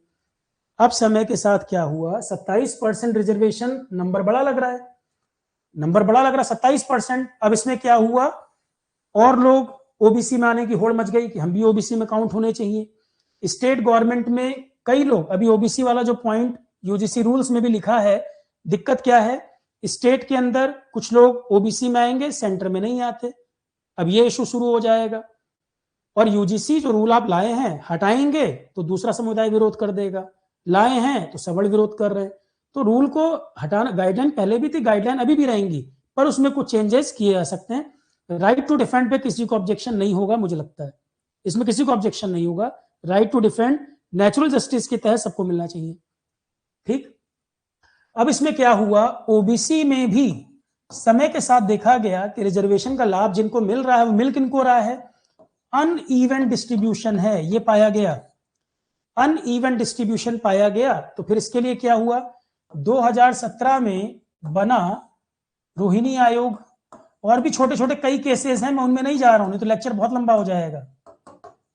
रोहिणी आयोग, रोहिणी कमीशन बना 2017 में। तो जी रोहिणी दिल्ली हाई कोर्ट की जो फॉर्मर जज थी, उनकी अध्यक्षता में रोहिणी कमीशन बना था, जो कहता था सब कैटेगरी, इसका काम था सब कैटेगराइजेशन ऑफ ओबीसी, सब कैटेगराइजेशन ऑफ ओबीसी, कि ये पता किया जाए कि ओबीसी में टोटल जितने लोग हैं क्या रिजर्वेशन का लाभ इवन है या नहीं है। क्योंकि ये पाया गया कि ओबीसी में जो रिजर्वेशन है वो अनइवनली डिस्ट्रीब्यूट हो रहा है। जैसे कि लगभग 2800 अगर जाते हैं, लगभग तकरीबन मैं बोल रहा हूं कि 2800 अगर जाते हैं ओबीसी में, तो तकरीबन 950 के आसपास, इवन 940 के आसपास जो है मैक्सिमम लाभ वही ले जा रहे हैं। रिजर्वेशन का मेजॉरिटी जो बेनिफिट है वो इन्हीं को जा रहा है, और इसमें कई कास्ट ऐसे हैं जिनको कोई लाभ नहीं मिल पा रहा। तो यही बेसिकली बात थी कि भाई ओबीसी के अंदर भी भेदभाव हो रहा है, सबको इवन रिप्रेजेंटेशन नहीं मिल पा रहा है। तो जी रोहिणी आयोग बनाया गया था कि भाई पता करिए, सब कैटेगराइजेशन कर दिया जाए ताकि इसको इवनली डिस्ट्रीब्यूट किया जा सके। ओबीसी कैटेगरी में भी सब कैटेगराइजेशन हो जाए जिससे कि सबको लाभ मिल सके, जिनको हमें बेनिफिट देना था। अभी कुछ दिन पहले 2023 के आसपास इसकी रिपोर्ट जमा हुई है ministry of social justice and empowerment को, मिनिस्ट्री ऑफ, जबकि कई बार एक्सटेंशन दिया गया, रिपोर्ट सबमिट ही नहीं हो रही थी, कई बार एक्सटेंशन दिया गया, टाइमलाइन बढ़ाई गई। 2023 के आसपास जाके ministry of social justice and empowerment, इस मंत्रालय को रिपोर्ट कुछ टाइम पहले मिली है, और अभी भी ये रिपोर्ट पब्लिक नहीं की गई। जी रोहिणी कमीशन की रिपोर्ट अभी पब्लिक नहीं की गई। अगर पब्लिक कर दोगे तो सब कैटेगराइजेशन में फिर वही बात आएगी, जिसको फायदा हो रहा है वो कहेगा ठीक है, जिसको नुकसान होगा विरोध कर देगा। क्योंकि और सबसे बड़ी बात ओबीसी में क्या है, स्टेट में अलग लिस्ट है, सेंटर में अलग है। एक और बात बताऊं मैं, मुस्लिम कम्युनिटी में ही कई लोग ओबीसी में रिप्रेजेंट कर रहे हैं, कोई कास्ट कहीं पर, कोई कास्ट कहीं पर, उसमें भी कई सारे हैं। इसमें फिर आप जनरल में ही कुछ लोग जो कास्ट लिखते हैं, अब मैं कास्ट का नाम नहीं बोल रहा हूं, कई लोगों को पता होगा, वो कहीं कहीं ब्राह्मण बताते हैं, कहीं कहीं वो ओबीसी कम्युनिटी में आते हैं। कई जगह लोग कास्ट लिखते हैं, कहीं वो ठाकुर में काउंट होते हैं, कहीं वो ओबीसी में काउंट हो जाते हैं। तो ये भी तो यूनिफॉर्म करना पड़ेगा, इसके बिना आप कैसे लाएंगे? रोज कोर्ट में मामले जाएंगे, कोर्ट उलझा रहे, कोई यूनिफॉर्म नियम है ही नहीं। ठीक है, तो ministry of social justice empowerment में जी रोहिणी कमीशन की रिपोर्ट जमा हुई, पर यह रिपोर्ट अभी भी पब्लिक नहीं की गई। ये बात भी समझने की है यहाँ पर। इसके बाद एक डाटा आ रहा है कि सर आपने इतनी बातें बताई और देखिए जरा कितने मामले बढ़ गए हैं। मामले जो हैं, अब इसमें भी लोग सिलेक्टिव अप्रोच खेलते हैं, दिमाग कहाँ लगा देते हैं। जैसे गांधी जी को क्रिटिसाइज करते हैं, कहीं से एक लाइन निकाल लेंगे, ऊपर नीचे पैरा गायब कर देंगे, तो कंटेक्स्ट ही बदल जाता है, पता ही नहीं चलता क्या कहा था गांधी जी ने। ये तो टीचर की जिम्मेदारी है, या तो फिर समझाए सारी बातें, पर लोग सुनने को तैयार हो। ये देखो, caste based discrimination, Hindustan times का राइटअप है, इंडिया टुडे में भी अवेलेबल है, बहुत जगह है ये। 2019-20 में 173 मामले हुए और 378 मामले पहुंच गए 2023-24 तक। तो complaint of caste based discrimination university और कॉलेजेस में नंबर में ये कितना है, 173 से लेके 378, और 2019-20 से कब का आंकड़ा ले रहे हैं, 2023-24 का, जबकि स्टूडेंट की संख्या जो है करोड़ के ऊपर है। तो करोड़ में अगर ये नंबर निकालेंगे 1% के भी नीचे आएगा। होना तो एक भी केस नहीं चाहिए, होना एक भी केस नहीं चाहिए, पर सिर्फ अगर परसेंटेज के टर्म में दिखाएंगे तो परसेंटेज हम 50,000 के नंबर पे दिखा रहे हैं कि 10,000 के नंबर पे दिखा रहे हैं। अब लोग मीडिया में भी इस चीज को हाईलाइट कर रहे हैं, 118.4 को, टोटल केसेस नहीं बोल रहे कि 173 से 378 हुआ है, और उनमें भी मामले हुए, डिस्क्रिमिनेशन हुआ, पर 90% से ज्यादा मामले सक्सेसफुली रिजॉल्व किए गए हैं, जिसपे पक्ष सहमत हुआ हो, विक्टिम को लगा कि न्याय मिला। 90% मामले, देखो लिख रहा है साफ साफ, 90% मामले आए, भाई कोई क्राइम हुआ, कोई गड़बड़ हुआ है, उसका निपटारा हुआ कि नहीं। तो यूजीसी ने खुद डाटा सबमिट किया है पार्लियामेंट्री पैनल के सामने, सुप्रीम कोर्ट के सामने भी 2025 में यूजीसी खुद कह रही है कि 90% से ज्यादा मामले रिजॉल्व हुए हैं, रिजोल्यूशन रेट इतना है। तो डिस्क्रिमिनेशन हुआ और वो निपटारा हुआ, 90% के ऊपर मामले निपटाए गए। पर फिर मैं कह रहा हूं, होना बिल्कुल नहीं चाहिए, ये समाज की कमी है, समाज की सामाजिक कुरीतियां जो हैं उनका हिस्सा है, जिसको समय के साथ कम होना चाहिए। ठीक, एक और क्या मिस कोट या गलत कोट करते हैं, एक कोट करते हैं कि अंबेडकर जी ने कहा था रिजर्वेशन टाइम बाउंड होना चाहिए, केवल 10 साल के लिए होना चाहिए। अब ये मैं रिजर्वेशन के फेवर में बात बता रहा हूं, बच्चों को नहीं पता होती, डिबेट में ये बात आती है, बेचारे चुप हो जाते हैं कि अंबेडकर जी ने कहा था रिजर्वेशन 10 साल के लिए होना चाहिए। अधूरी बात बताते हैं लोग। देखो, जो पार्लियामेंट में और स्टेट विधानसभाओं में जो सीटें होती हैं, उनमें जो सांसदों की सीटें रिजर्वेशन की बात है, विधायकों की सीटें रिजर्वेशन की बात है, डॉक्टर अंबेडकर ने उसको लेकर ये बात कही थी। ये एजुकेशन या गवर्नमेंट जॉब्स की बात नहीं है, वहां मिसकोट किया जाता है इसको। तो विधानसभा में या पार्लियामेंट में जो सीटें होती हैं उनमें रिजर्वेशन की बात की थी कि 10 साल का रिजर्वेशन होना चाहिए। फिर एक मिस्टर कश्यप थे, वो कई बार डॉक्टर अंबेडकर से मिले थे, आगे जाके उन्होंने कहा था कि 10 साल का समय मुझे लगता है काफी कम होगा, ये 40 साल तक होना चाहिए, पर उन्होंने टाइम बाउंडेड उसके लिए बोला था। ठीक, अभी भी 104 नंबर संशोधन जो संविधान का है, 104 नंबर 105 नंबर संशोधन, 104 नंबर क्या कहता है? 104 नंबर संशोधन कह रहा है कि जो SC ST की सीटें रिजर्व है, SC ST ये वाली जो रिजर्व सीटें हैं इसमें पार्लियामेंट वाली और विधानसभा वाली, 10 साल का एक्सटेंशन और अभी दिया गया 104 नंबर अमेंडमेंट में।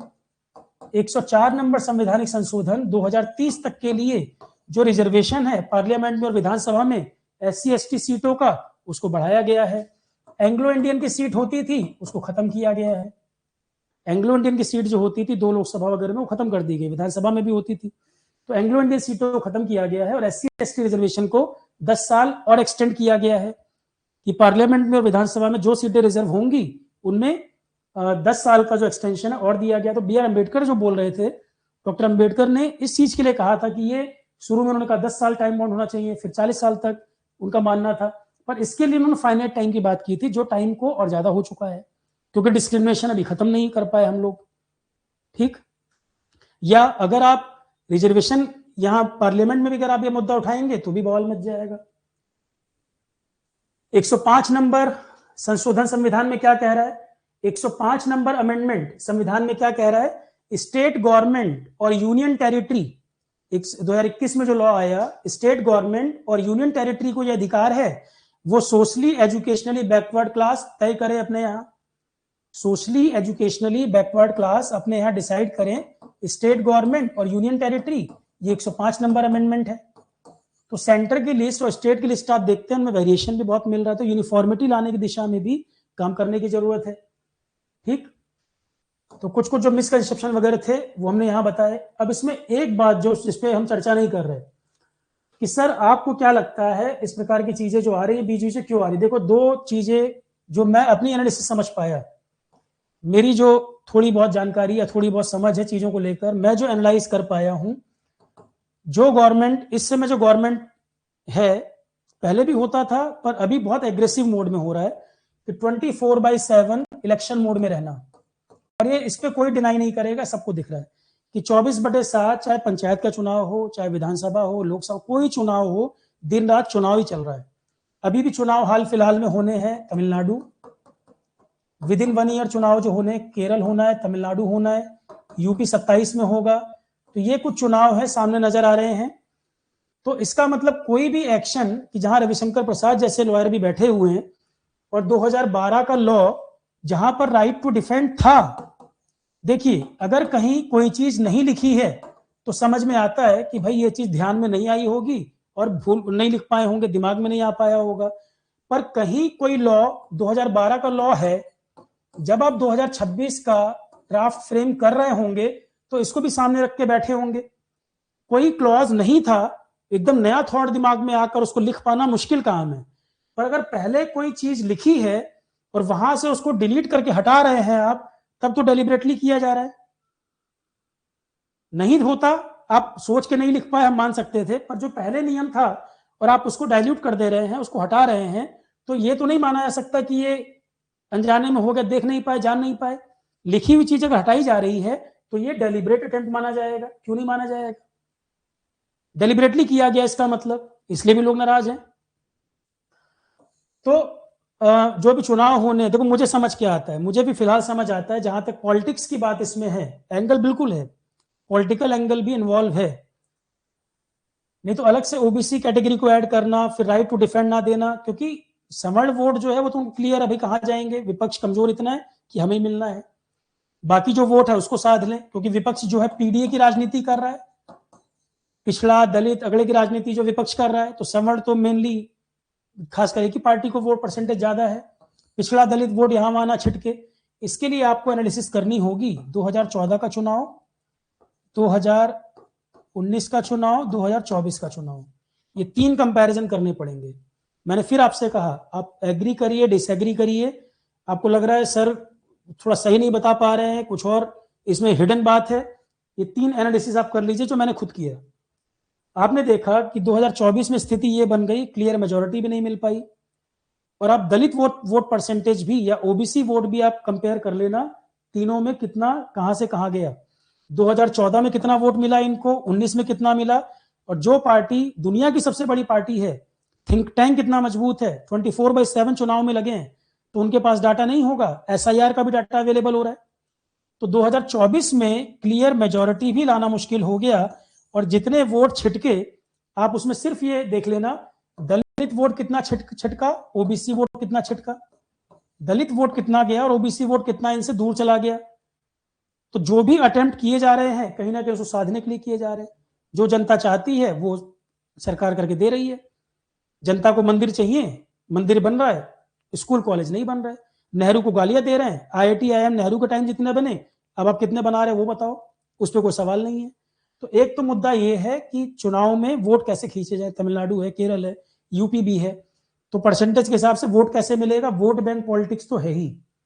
पहली बात, लाख कहते रहे सबका साथ सबका विकास, डिवीजन पॉलिटिक्स का हिस्सा है। और अभी ये नहीं, अभी कई तरह के आपको इस तरह की चीजें देखने को मिलेंगी, आपके नाक के नीचे से कुछ कुछ चीजें हो जाएंगी, जान ही नहीं पाओगे। चुनाव जैसे जैसे आएंगे वैसे वैसे बदलते रहेंगे।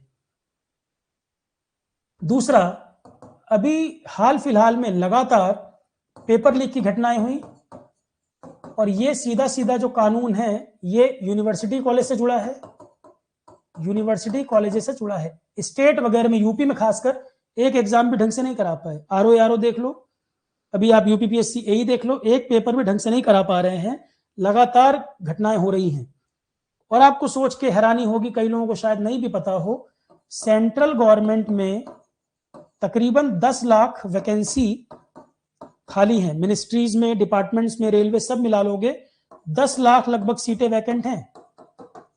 अब हर चीज पे एविडेंस चाहिए कि सर आप ये किस बेसिस पे कह रहे हैं, ये देख लो डाटा, कोई राइटअप पढ़ लो, हिंदुस्तान टाइम्स पढ़ लो, द प्रिंट पढ़ लो, द हिंदू पढ़ लो, कोई पढ़ लो, 10 लाख वैकेंसी अलग अलग मंत्रालय डिपार्टमेंट में खाली है।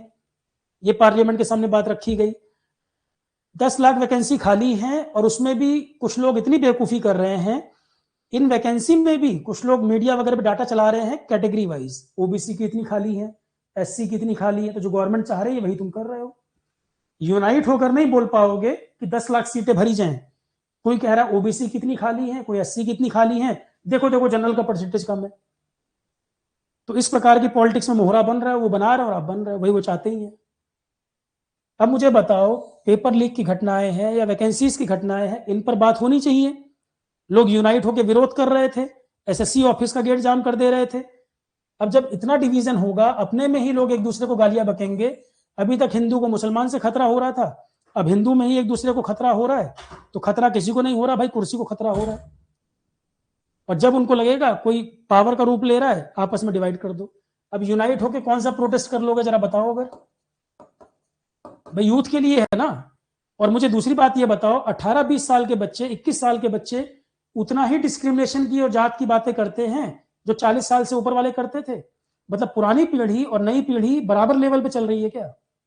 क्या ये समय के साथ चीजें कम नहीं हुई हैं? ये मुद्दा भटकेगा तुम्हारा।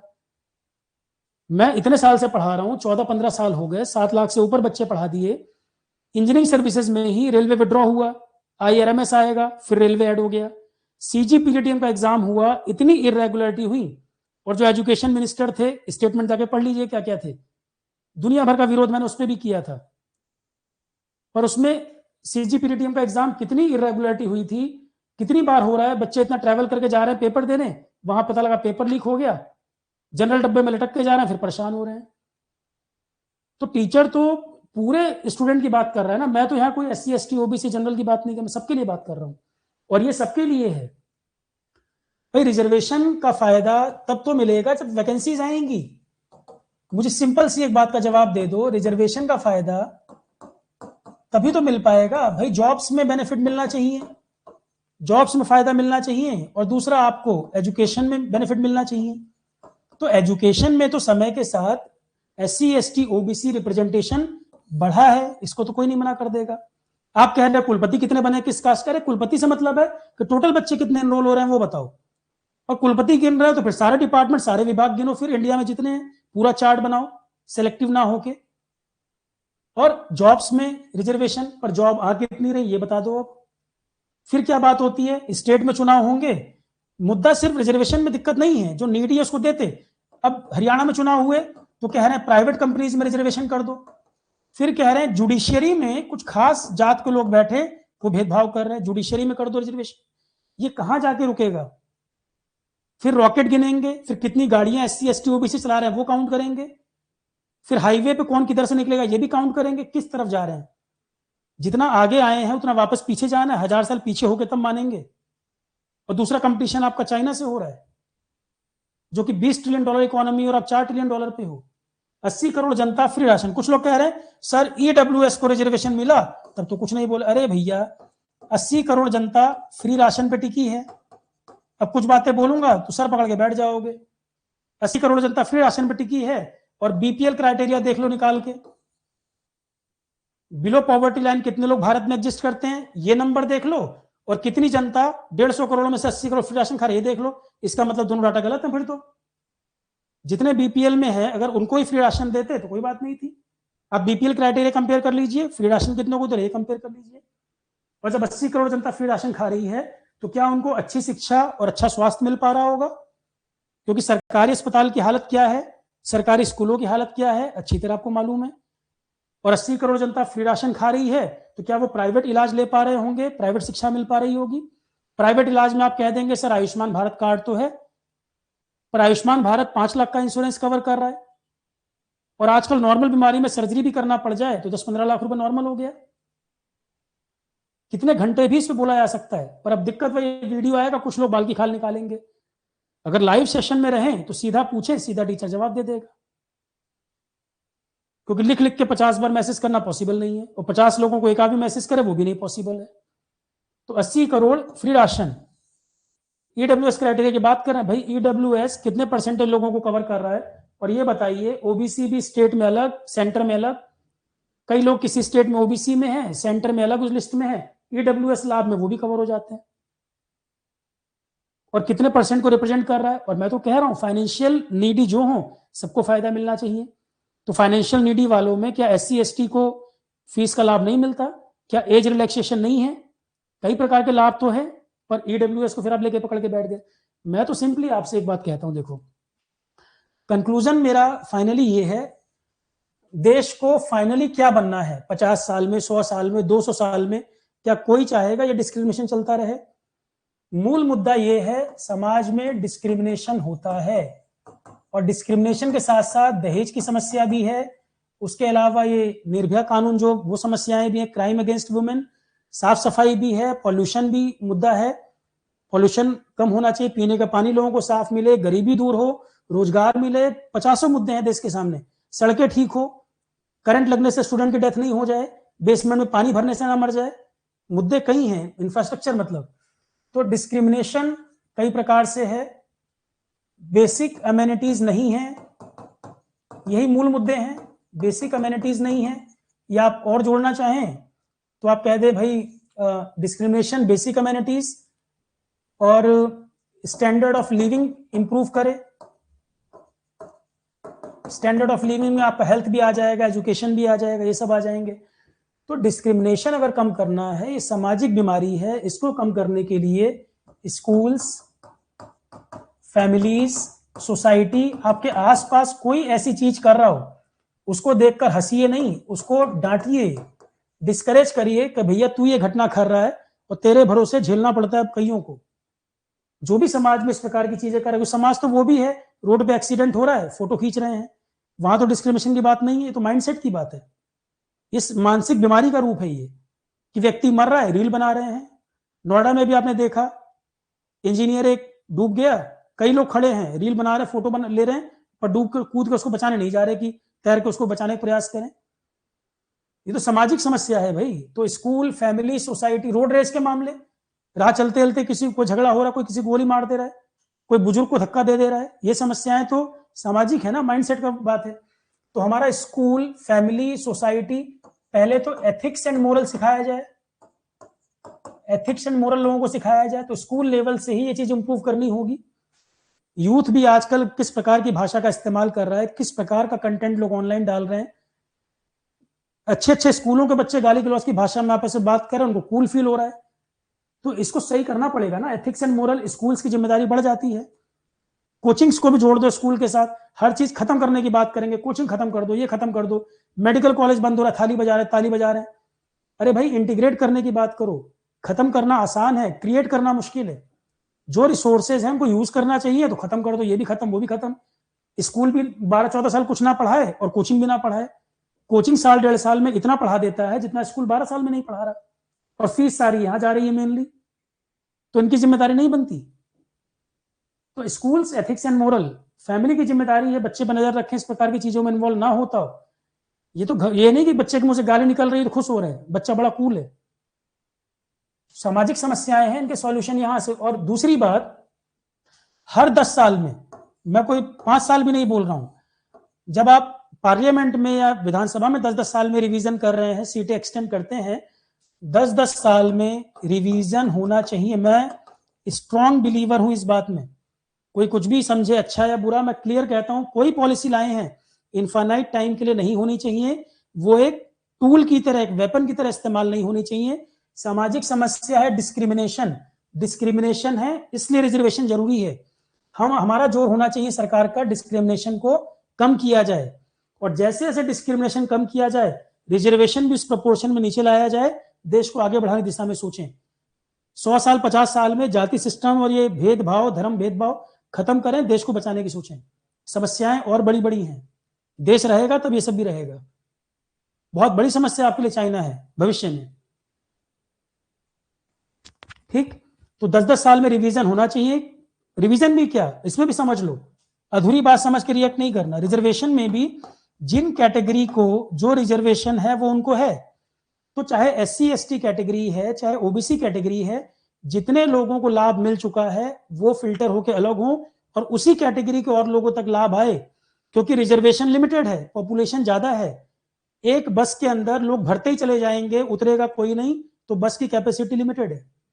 जितना मर्जी रिजर्वेशन बढ़ा दो, आप उसको कैटर नहीं कर पाओगे। तो फिल्टर करके उतने को, एक जनरेशन को लाभ मिल चुका, जो शुरू से मेरा बिलीफ है रिजर्वेशन को लेके। 8-10 साल पहले भी मेरा सेम स्टैंड था इस पर कि जितने लोगों को लाभ मिला है, रिव्यू होकर उनको फिल्टर भी करना पड़ेगा, पर किसी सरकार की हिम्मत नहीं ये भी कर पाए। मेरे जानने में, जब मैं इतने साल से पढ़ा रहा हूं, तो मुझे इतनी समझ होगी ना कि कितने लोगों को रिजर्वेशन का लाभ मिला है। बहुत अच्छी अच्छी पोजीशन में जितने लोग रिजर्वेशन ले चुके, टॉप क्लास जॉब्स में आ चुके, अब उनको रिजर्वेशन का लाभ देने का क्या मतलब, सिर्फ जात के नाम पे? अरे भाई, डिस्क्रिमिनेशन हो रहा था, आप डेवलपमेंट में पीछे छूट गए थे, तो अब आप तो आगे बढ़ गए, अब आपके बाद आगे आने वालों को मौका तो दो। और अपनी ही कास्ट के लिए कंसर्न हो तो आप ही की कास्ट के लोग तो उस कैटेगरी में आएंगे। आप ये बताओ, आपकी कास्ट में ही जो लोग आगे बढ़ गए और वो रिजर्वेशन को नहीं छोड़ने को तैयार होंगे, तो आप ही की कम्युनिटी के और लोग आगे कैसे बढ़ पाएंगे? लिमिटेड 10 ही मिठाई है, खाने वाले 100 हैं, 100 से 200 हो जाए, 500 हो जाए, तो मिठाई तो उतनी है और बढ़ाते चले जाओ। या तो फिर उस रेशियो में गवर्नमेंट जॉब्स बढ़े, जो कि बढ़नी तो नहीं है, उल्टा प्राइवेटाइजेशन ही होगा। या तो गवर्नमेंट जॉब्स उतनी बढ़े, वो नहीं बढ़ रही, या तो उस रेशियो में कॉलेजेस और यूनिवर्सिटीज बढ़े, वो भी नहीं बढ़ रहा। पूछिए गवर्नमेंट से कितनी जॉब बढ़ी है, कितने स्कूल कॉलेजेस नहीं खुले हैं, एजुकेशन बजट कितना है वो देख लेना। अभी 3-4 दिन में बजट आएगा, अभी फिर सरप्राइज हो जाओगे।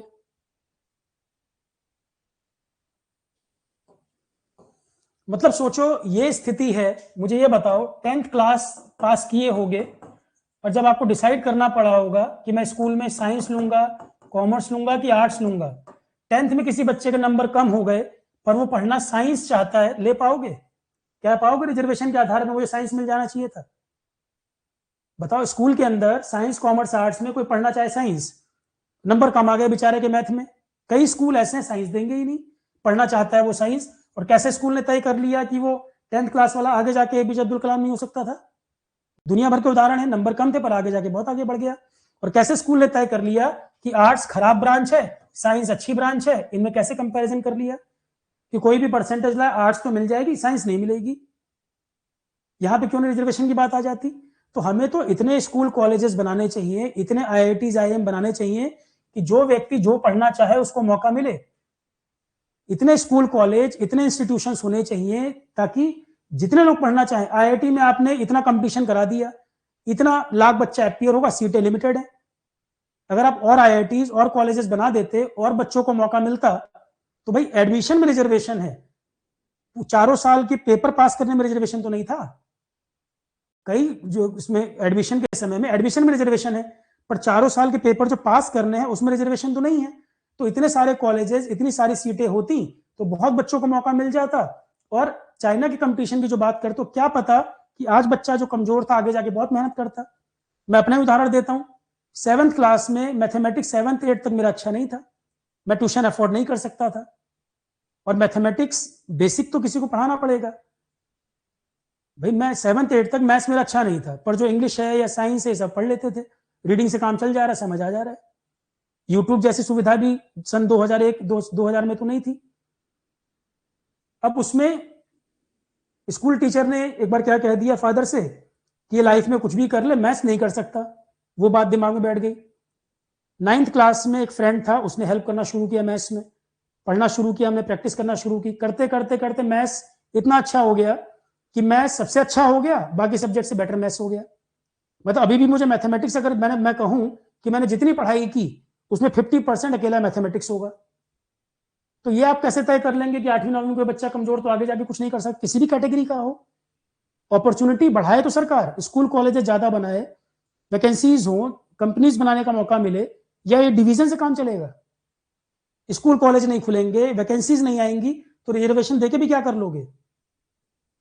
किसी को लग रहा है कि भाई मेरी परसेंटेज 10th में कम है पर मैं साइंस पढ़ना चाहता हूं, क्यों नहीं पढ़ सकता? आपको कैसे पता कि आगे जाके वो कुछ और नहीं बड़ा काम कर सकता है?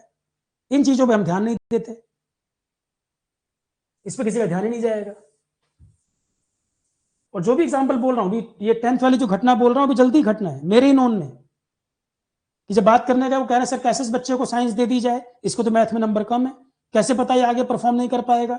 तो अब हम ज्योतिष की किताब लेके जाएंगे, भविष्य में बच्चा क्या बनेगा? मैं तुम्हें कहता हूं, कमजोर से कमजोर बच्चा जो तुम्हें लगता हो, मैं तुम्हें सामने कहता हूं, जो तुम्हें लगता हो बहुत कमजोर बच्चा है पर फिजिकली वो ठीक है, बॉडी से वो ठीक है, फिजिकली बॉडी से मतलब माइंड प्रॉपर काम कर रहा है। अब अगर ब्रेन के लेवल पे किसी को प्रॉब्लम होगी तो कोई कुछ नहीं कर सकता, वहां फिर दुर्भाग्य की बात हो गई। पर अगर कोई ऐसा स्टूडेंट हो कि भाई नॉर्मल दिमाग काम कर रहा है, सब चीज समझ में आ रही है, गाना पिक्चर सब समझ आ रहा है, तो मेरे सामने लाके बैठा दो, मैं पढ़ा के सिखा के दिखा दूंगा। और ये आज से नहीं, बहुत साल से किया मैंने। जो लगता हो, किसी को लगता हो जैसे मैं जीएस पढ़ा रहा हूँ मान लो एग्जाम्स के लिए, किसी को लग रहा हो मुझे जीएस में ABCD नहीं आता, वो पढ़ के देख ले, नहीं अगर उसको समझ में आए तो ये मेरी गारंटी बनती है। ये तो भाई बच्चे को समझ नहीं आ रहा तो बच्चे से ज्यादा टीचर के ऊपर क्वेश्चन मार्क है। और आरोहण पे या अनअकैडमी पढ़ाता था मैं, या ऑफलाइन जब पढ़ाता था, जितने बच्चे आज तक पढ़े होंगे कोई बताए कि मेरा पढ़ाया समझ ना आया हो? मैंने पढ़ाया उसको समझ नहीं आया। तो ऐसा कैसे हो सकता है कोई बच्चा 10th में कमजोर है तो आगे तेज नहीं हो सकता? ये तो कोई लॉजिक नहीं है। पर लोग चाहते हैं कि बिल्कुल पका पकाया बना बनाया मिले, आज ही हमको टॉप रैंकर मिले। कोई वेट ही नहीं करना चाहता कि 2 साल बाद वो कैसा होगा। कोई चीज कमजोर है उस पर काम करो, या बस ऊपर ऊपर की क्रीम को अलग कर दिया जाए, बस उसी को आगे बढ़ाना है। तो मैं तो ये कह रहा हूं, SC कम्युनिटी का बच्चा हो, ST कम्युनिटी का कोई हो, आरोहण पे कितने बच्चे ऐसे हैं जिनके पास रिसोर्सेज नहीं है? मैं बोलता हूं पढ़ो, कितने स्टूडेंट हैं? तो टीचर, क्या मैंने पढ़ाने में कोई डिस्क्रिमिनेशन किया? कभी नहीं, आज तक नहीं किया। तो मैं तो बोल रहा हूं भाई पढ़ो, ज्यादा से ज्यादा पढ़ो, सीखो। 14-15 साल की टीचिंग में इतने लाखों बच्चे पढ़ाए मैंने, कभी मतलब पता भी नहीं होगा कौन किस कास्ट जात, ये मेरे अंदर ही नहीं कभी थॉट। तो टीचर सबको ज्यादा से ज्यादा सिखाना चाह रहा है, पढ़ाना चाह रहा है, कोई किसी कम्युनिटी का हो, अल्टीमेटली आगे बढ़े, कंट्री के डेवलपमेंट में कंट्रीब्यूट करे। होना तो ये चाहिए। हो क्या रहा है, कई जनरल कैटेगरी के लोग कह रहे हैं कि भाई हम भी OBC में है। होड़ मची है कि पिछड़ा है कि अति पिछड़ा है, कौन कितना पीछे हो जाएगा। अब इतनी बातें थी जो मुझे डिस्कस करनी थी, एग्री करें डिसएग्री करें, पर कुल मिला के पढ़ें जरूर। अगर स्टूडेंट लाइफ में आप हैं, आप एग्री करें डिसएग्री करें कुछ भी करें, पर अगर स्टूडेंट हैं तो पहले पढ़ने पे फोकस करिए। प्रोपेगेंडा सब बात की चीजें हैं, पढ़ने पे फोकस करिए। और पढ़ाई का मतलब केवल इतना नहीं है कि आपको जॉब मिल जाए बस इसलिए पढ़ना है, पढ़ाई इसलिए भी जरूरी है कि आपका अपना दिमाग खुले, क्रिटिकल थिंकिंग डेवलप हो, कोई किसी भीड़ चाल का हिस्सा ना बन जाए। एजुकेशन इसलिए भी जरूरी है, और एजुकेशन में फाइनेंस भी पता होना चाहिए, पैसा कमाना, उसको मैनेज करना, एथिक्स मोरल भी आने चाहिए, हमारी सिविक रिस्पॉन्सिबिलिटी क्या है कि गुटखा खा के लोग रोड पर थूक रहे हैं, तो ये समस्याएं कम कैसे होंगी। एजुकेशन बहुत बड़ा इंपॉर्टेंट टूल है इन सारी चीजों को ठीक करने के लिए। एक बच्चा कल लिखता है बाइकॉट सौरभ पांडे। अरे यार, कर दो बाइकॉट, नेताओं को बाइकॉट मत करो, किसी को मत, टीचर को बाइकॉट कर दो, तो वैसे ही गड्ढे में है और डूब जाओ। अगर कोई मुझे फॉलो कर रहा है या मुझसे पढ़ रहा है तो मेरी शक्ल देख के तो नहीं पढ़ रहा होगा। आरोहन बिल्कुल अफोर्डेबल प्लेटफॉर्म है, 50% से ज्यादा कंटेंट यूट्यूब पे डाला हुआ है, हर बच्चा मेरे नजर में बराबर है, जी जान से लगे रहते हैं कि भाई सेलेक्ट हो जाओ, जॉब पा जाओ, फर्स्ट रैंक आ रहा है, सेकंड रैंक आ रहा है, तो मैं तो नहीं कोई बेनिफिट ले रहा हूं उसके अंदर। तो कोई अगर आ रहा है तो मैं किसी को इन्वाइट तो नहीं कर रहा हूँ कि आइए पढ़िए, या मैं बड़ा अच्छा टीचर हूँ मेरे से पढ़िए, कोई अपने आप ही फॉलो कर रहा है ना। और अफोर्डेबल भी है, 50% से ऐसी यूट्यूब पे फ्री पढ़ी है, और क्वालिटी एजुकेशन मिल रही है, जिसके लिए लोगों को पहले ज्यादा फीस देनी पड़ती थी जब मैं दूसरे इंस्टीट्यूट में पढ़ाता था। उसके बाद लिख रहे हैं बाइकआउट सौरभ पांडे, कि सौरभ पांडे ने कोई बेनिफिट ले लिया आपसे। तो सौरभ पांडे का तो एक ही मोटिव है कि पढ़िए, आगे बढ़िए। अच्छा, एक पॉइंट और जो बहुत बच्चों ने मैसेज लिखा मुझे, हालांकि मैं आपको सही बताऊं तो मैंने कई बार, आपने सुना होगा, मैंने बहुत बार बोला कि यार 40 साल की एज जब क्रॉस कर जाएंगे तो रिटायरमेंट मोड में जाना शुरू हो जाएंगे। टीचर की जिम्मेदारी है, आप स्टूडेंट हैं तो आपका अधिकार, आप पूछें, और मेरी जिम्मेदारी है मैं बताऊं आपको। यूपीएई को लेकर बहुत बच्चों ने मैसेज किया, सर आपने बहुत गलत किया, आपने साथ नहीं दिया, आप किनारे हट गए, आपने मामले पर बात नहीं उठाई। मैं हमेशा से, देखो मैंने बोला है कि 40+ जब एज हो जाएगी मैं धीरे धीरे रिटायरमेंट मोड में जाऊंगा। मैं 60 साल 70 साल मेरा कोई विजन नहीं है, और जब तक पढ़ाया पूरी ईमानदारी से पढ़ाएंगे, मोटिव है बच्चे सेलेक्ट हों, क्वालिफाई हों, आगे बढ़े, कोई हिडन एजेंडा नहीं, प्रोपेगेंडा नहीं। ना मैं दिन रात कभी आरोहण का प्रचार करता, ना मैंने कभी किसी को कहा कि यूट्यूब चैनल को सब्सक्राइब लाइक करे या वीडियो देखे या कोर्स करे, मुझे नहीं मतलब है। चाहे 2 बच्चा आए पढ़े, चाहे 2 ही बच्चा सुने, मेरा मतलब पढ़ाना, वो सेलेक्ट हो और आगे बढ़े। सिलेक्टेड कैंडिडेट टॉप रैंकर भी मैंने कोई पोस्टर बना के कभी प्रमोट नहीं कराया, क्योंकि मेरा एजेंडा वो नहीं है। मैंने नेम फेम देख लिया इतने साल पढ़ा के, और हमेशा टॉप प्रोफाइल पे ही पढ़ाया, तो वो चीजें मुझे अट्रैक्ट नहीं करती हैं आज की डेट में।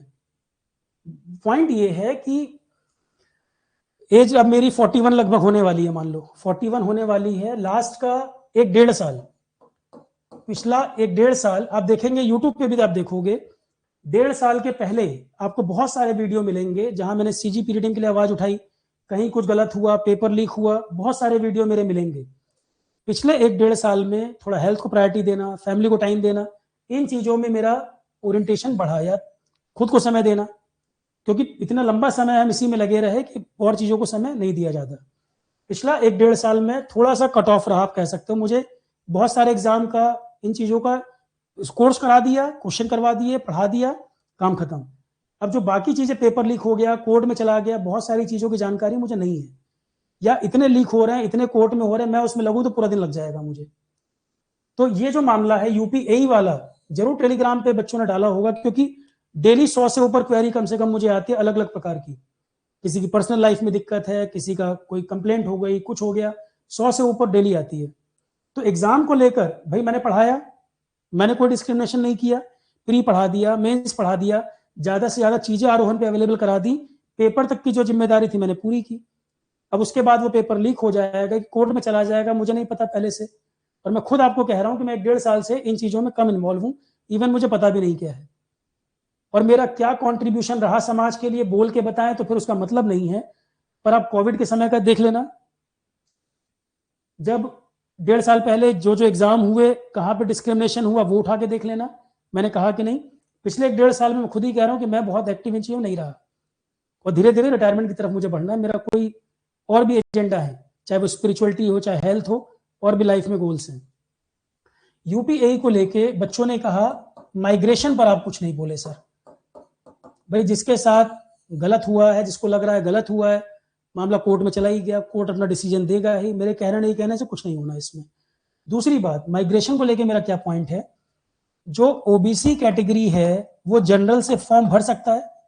अब मैं यहाँ EWS की बात नहीं कर रहा हूँ, ओबीसी कैटेगरी जो है वो जनरल से फॉर्म फिल कर सकता है। किसी को लग रहा है कि सर ओबीसी की कट ऑफ तो सब में ज्यादा जा रही है, तो जनरल से भर दो। पर यह कहना कि कोई स्टेट एग्जाम हो रहा है और पेपर के पहले सारी चीजें क्लियर है, नोटिफिकेशन अवेलेबल है, उस स्टेट के रूल रेगुलेशन आपको पता है, आपने कैटेगरी से फॉर्म भरा और आपका रिजल्ट उस कैटेगरी में आया, फिर आप रिजल्ट आने के बाद कह देते हो अब क्योंकि ओबीसी कट ऑफ ऊपर जा रही है वो जनरल माना जाए। भाई मैं नहीं सपोर्ट करता इस चीज को, क्लियर कट बात कह रहा हूं मैं इस चीज को बिल्कुल सपोर्ट नहीं करता। पेपर के पहले आपको नियम पता है, आपको लग रहा है कि जनरल कट ऑफ ज्यादा चली जाती या ओबीसी ज्यादा चली जाती, आप कैटेगरी अपने अकॉर्डिंग फिल कर लो, कोई परेशानी नहीं इसमें। पर पेपर होने के बाद आप मेरे से कहो कि मैं कह दूं कि सर ओबीसी में कट ऑफ ज्यादा आ गई, अब मुझे जनरल में फायदा दे दो, मैं बिल्कुल सपोर्ट नहीं करता इस चीज को, क्योंकि जनरल की जिस बच्चे की सीट कटेगी उसके साथ गलत है। फिर मैं नहीं सपोर्ट करता इस बात को बिल्कुल भी, क्योंकि 50 मैसेज आए, सर माइग्रेशन पे नहीं बोल रहे आप, मेरा क्लियर स्टैंड है। जो पेपर देखो, इवन किसी भी एग्जाम में, खाली माइग्रेशन नहीं, किसी भी पेपर का जो नियम पेपर देने के पहले आ गया वो सारे नियम आप पढ़ लीजिए, जो आप पर अप्लाई होता है आप अपने हिसाब से फॉर्म भर दीजिए। रिजल्ट आने के बाद चेंज हो जाए, ये हो जाए, ये गलत है मेरे हिसाब से। तो कोर्ट को सही लगता है, कोर्ट निर्णय करना चाहे कर दे, पर मेरा ओपिनियन, मेरा व्यू पॉइंट यही है, जो नियम पेपर के पहले है वो फॉलो होना चाहिए, बदलना नहीं चाहिए। हाँ, पेपर के पहले ही आप शोर शराबा मचा दीजिए, कोर्ट में डाल दीजिए, पेपर होने के पहले कोर्ट बदल दे, कोई दिक्कत नहीं।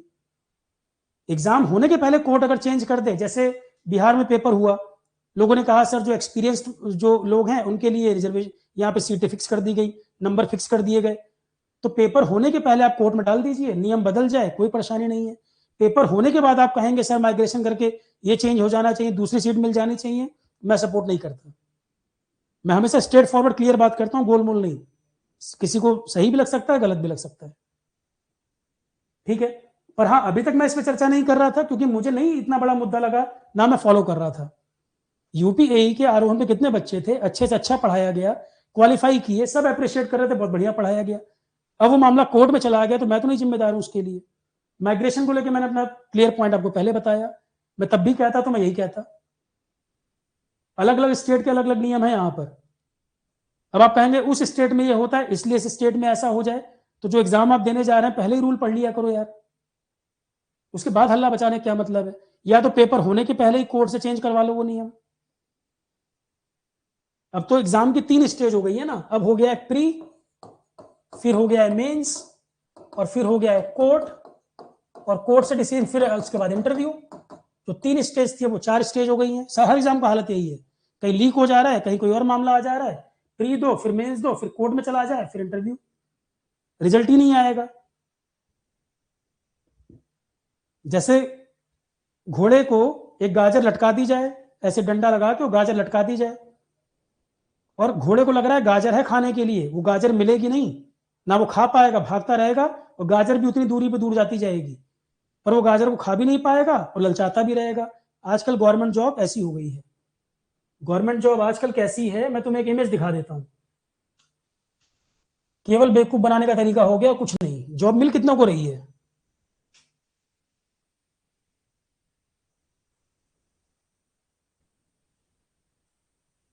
एक ये इमेज देख लो, इससे बहुत कुछ समझ आ जाएगा। ये इमेज देख लो, ये इमेज देख लो, अभी ऐसे बांधा गया है, ये गवर्नमेंट जॉब है, गाजर जो है गवर्नमेंट जॉब है, और बच्चे बेचारे जो मेहनत कर रहे हैं वो घोड़ा है। हर मामला कोर्ट में, फाइनल डिसीजन ही नहीं आ पाएगा, इंतजार करते रहो 5-5, 10-10 साल, पूरी जवानी बीत जाए गवर्नमेंट जॉब का इंतजार करते करते। ठीक है, चलो इतनी बातें थी जो मैं अपनी बेस्ट कैपेसिटी के हिसाब से समझा पाया, जहां तक मेरी समझ थी।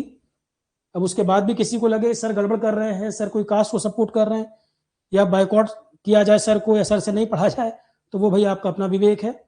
जो मेरी समझ थी मैंने वो बताया, जो आपको ठीक लगे अपने हिसाब से समझिए, अपना इंटरप्रेट करिए। ठीक, all of you, thank you.